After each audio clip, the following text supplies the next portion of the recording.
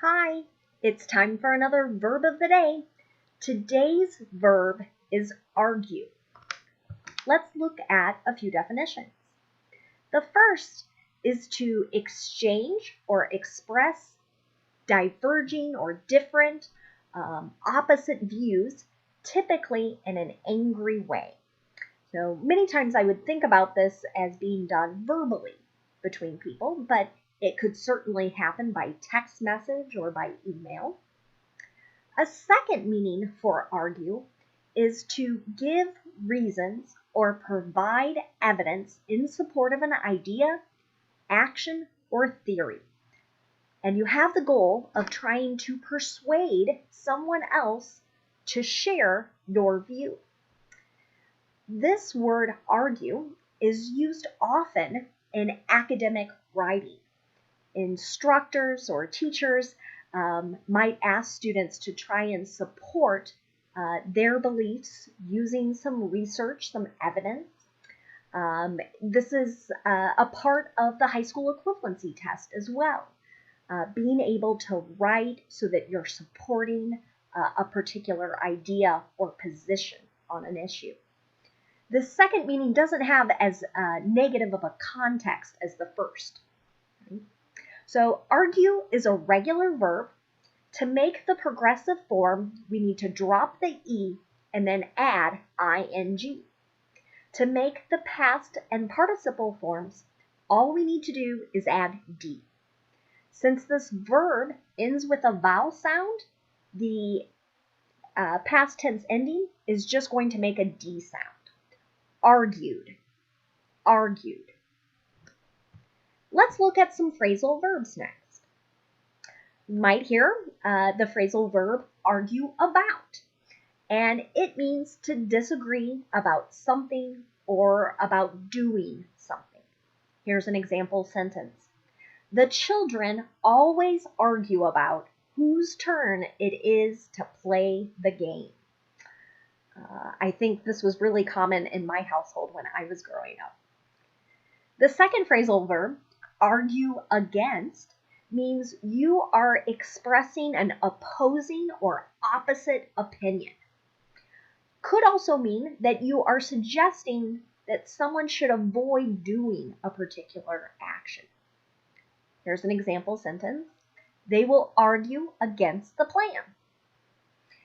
The next phrasal verb I have is argue back, and it means to disagree in return, often done kind of unpleasantly or rudely. Here's an example sentence. Whenever I express an opinion, you argue back. The next phrasal verb I have is argue for. It means to express an opinion in favor of something or in favor of doing something.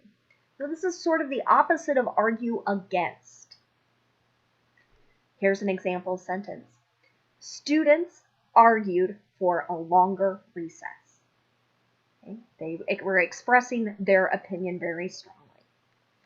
The final phrasal verb we're going to look at today is argue with, and it means to disagree or quarrel with someone.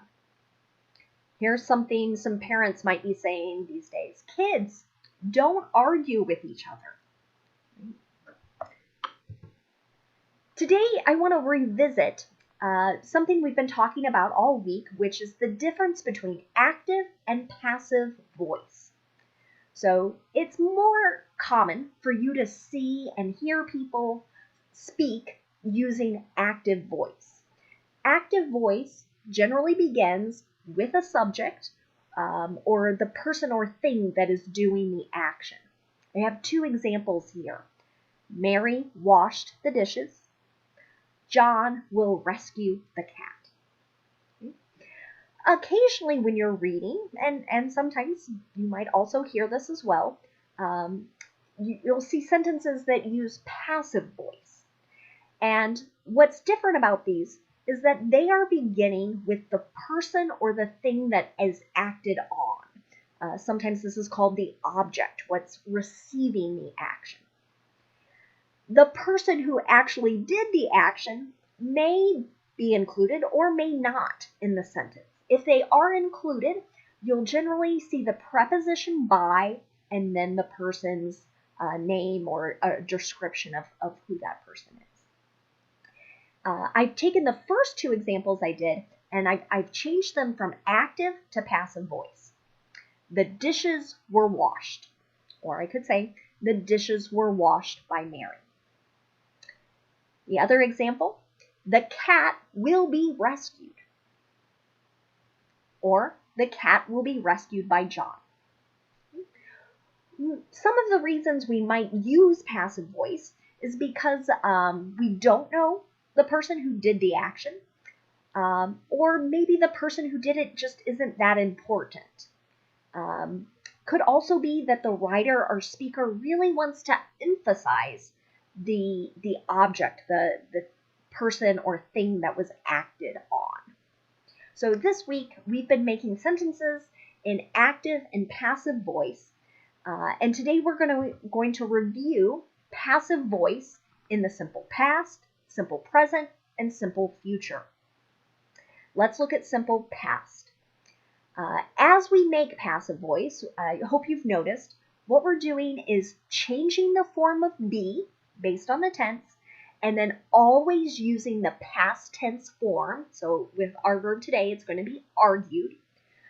So we'll pay attention to that as we make sentences. In the simple past, we'll use was or were, depending on whether the thing that received the object is singular. So in this example, I have one case, so clearly singular. But if it's plural, then we'll use were. Some of the examples you're going to see here are talking about court cases. This is one instance where you will frequently hear passive voice being used because they're focused on the object, the issue that is being argued. So here's our first passive voice, simple past affirmative sentence. The case was argued in court. If we want to make negative in passive voice in the past tense, all we need to do is add not after our past tense be verb. The ideas weren't argued in public. Finally, if we want to make a yes or no question, we're going to switch that order and start with our past tense be verb. Were both cases argued in court last week? For passive voice in the simple present, we're going to use is and are along with that past tense form of argue. Okay. I took one of my previous phrasal verb examples and made this affirmative sentence. Longer recess is frequently argued for by students. If we want to make a negative, again, we just add not after our be verb. Changes to laws aren't always argued about. And if we're going to make a question, again, we're changing the order and starting with our be verb.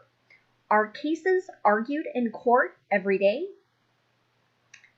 Finally, for future, we're going to use will be and then the past tense form of argue, or whatever verb that we might be using to make passive voice.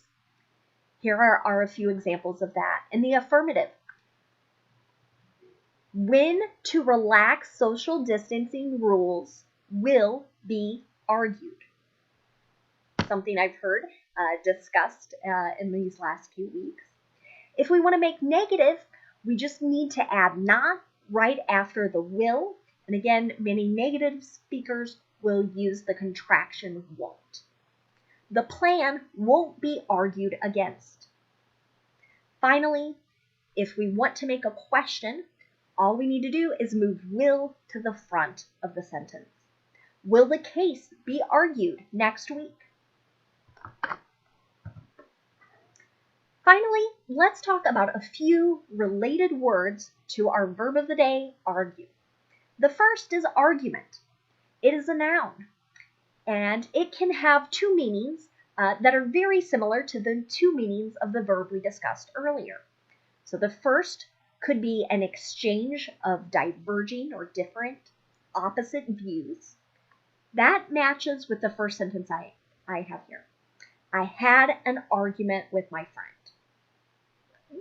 The second meaning goes back to offering different reasons or ideas when you're trying to persuade someone else that maybe your idea is correct or maybe that their idea is wrong. So here's a sentence with that meaning.